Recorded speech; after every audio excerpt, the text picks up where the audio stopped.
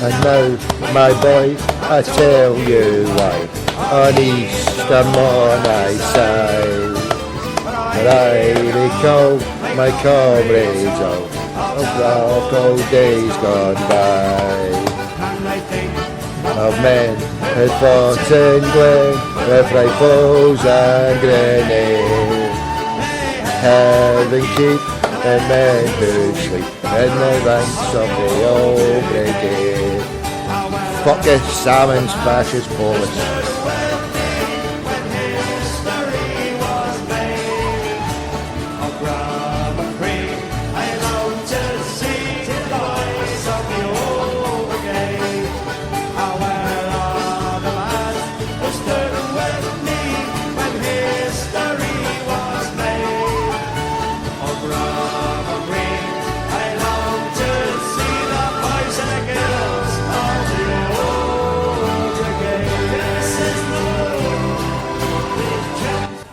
Fergus, you said the wrong things. These tunes will never go. And it's not the end of the show. We're just playing the national anthem of an EU national state here before we get to parrot and others on.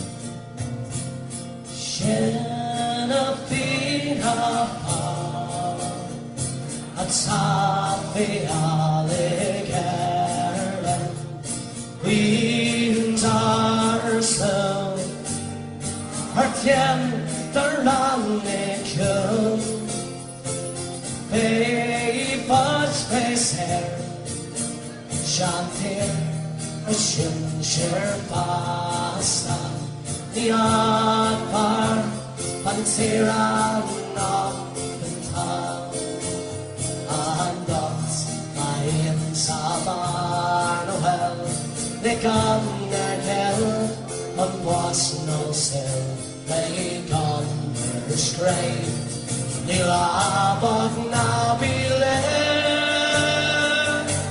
Charlotte Canning around of him. Yes, and if there is any of fascist salmon's police out there, I welcome a day in court for playing music to my friends, because I block anyone who's a zombie, a Zionist, or just a fucking half-wit from a timeline. So I only have friends on Twitter. And I posted to my good brothers and sisters on a wonderful, lovely huddle board, a closed board for fellow Celtic-minded fans. It's not Celtic-minded, just Celtic fans. Because there is a board, Celtic-minded, that's had its problems, I do believe. Without further ado, we have some people to speak to. GWG is phoned in. Simmy, are you want to go on with GWG to carry out this debate? I think you should. But all else, the parrot. Let's come down, mate. Good evening, my youngest brother from another mother. Are you younger than me? I can't remember. Are you younger or am I older? When was your birthday? Of course I'm younger than you. See, you look Yoda compared to me, the amount of cleaning products I use. How dare you? Just because you came march quicker than me. Fucking hell. I'm still recovering from how quick you were gone. Fucking Usain Bolt couldn't have covered the ground we did in that space of time, I tell you. I tell you what, comrade, the only thing quicker than me going through Govan was Nicola Sturgeon the night getting chased by Reese in 60s. Was she in there? Was she about? Oh, for fuck's sake, tell me what happened. If you check the timeline, she come down, coincidentally ended up, it's been all over Twitter, but Labour beat SNP tonight, SNP get gubbed. So Thomas... Is that official? Thomas gets 65 first votes, which is fantastic. I mean, primarily the thing was for Thomas Rannikin to get the word out there about it, but I put a few pictures up. Basically, the Deputy First Minister appeared. Obviously, she's based in the South Side.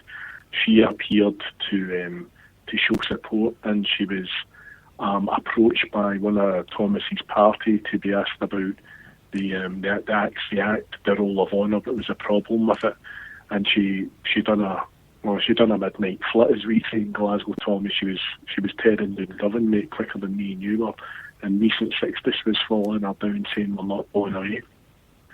You know, so Aye, it's all good, mate. So no, I mean, listen, the main thing is that that's the four the four seats now in government regional seats are now controlled by Labour, and it's a sign. And I know there's a lot of reaction on Twitter and people's getting tied up with independence and that. The thing is, it doesn't matter what happens. There's a few years to run in this year, but it's the only way you hurt these politicians is by taking seats off them and affecting their power.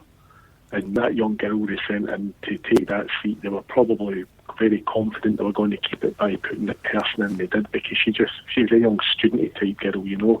They'd have had to have dressed her up like Mary doll for Abseen is, but for her to blend in that sort of environment down there, Thomas J's, you know, comrades, you know. So who got in then? Who was it? Labour? Was he kicking about there on Saturday?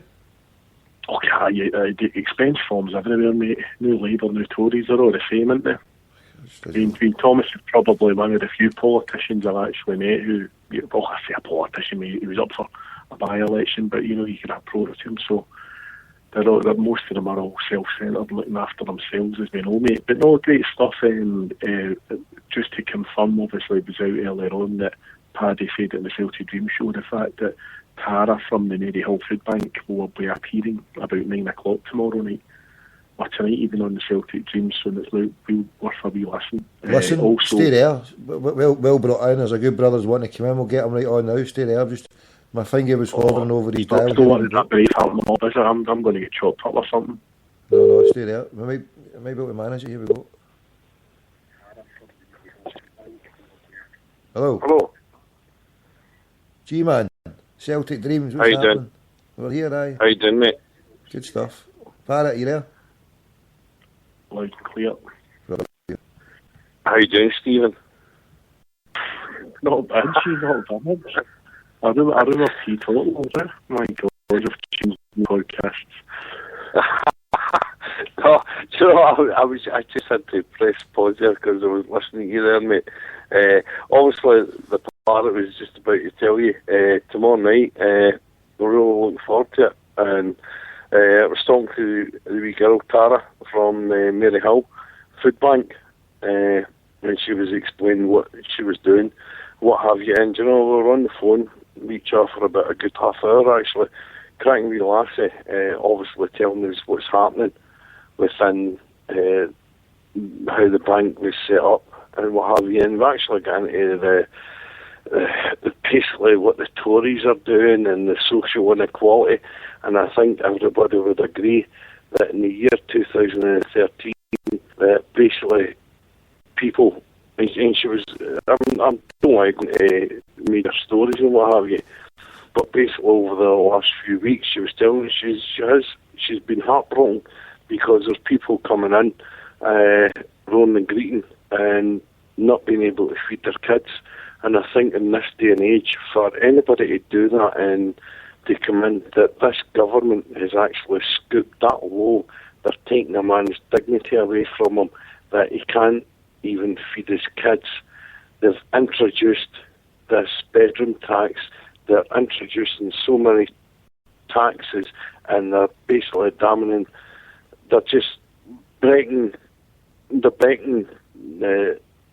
people that are on benefits, the people that are struggling and what have you. And I think it's a very sad day that in the year 2013 that people have to go to food banks to actually. I think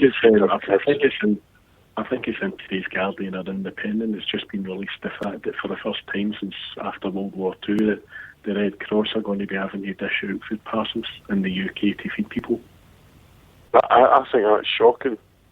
I actually think I'm actually embarrassed about it, to be a citizen, to say within the year 2013 that people have actually, as you say, the Red Cross have got to hand out food parcels. Well, there's something wrong. There is something far wrong in today's society if that's what it's came to. You better save a bit of Jimmy Hoffa in for the Morrow Nightcap. Don't want you know your exclusive on Tommy's show. You know what I mean? I've got shares in both of these franchises. I've got to keep the two. No, I think it's ridiculous. Do you know what I mean?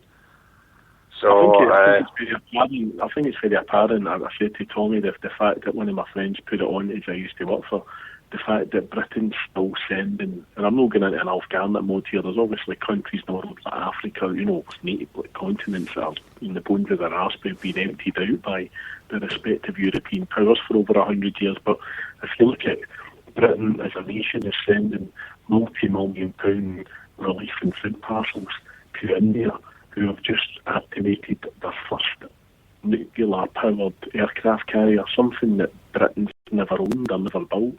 So what does that tell you about society? We've got people dying in the streets, and I think also the fact that, as you say, Tara's on the Mary Hill food bank's opening up, well, obviously up and running, and there'll be a collection on Saturday. But I believe the fact that you're also looking at there's going to be one open up to, as I said, Jerry, there's one going to be opened up at the north of Celtic Park near the Forge shopping mall, and there's also going to be one opened up further east in actual Cross. So I mean, there's been a lot of activity tonight on Twitter for a few guys I know talking about Celtic's position in this, and getting something set up. There'd obviously be talked off air about maybe something, but I'm going to put my hands up right now, and it's quite sobering to think I was one of the guys on this show, bleating that Celtic should be spending £5 million a player, and in real life there's people within a quarter mile of the football stadium. It's not much further to I'm up the road. People's counting every penny, and I'm shouting looking for a £5 million player. The Wanyama money's never been spent. £12 million a bonus. Put £6 million into the community and get back to what we were set up to do 126 years ago. That was the final straw for me, Parrot.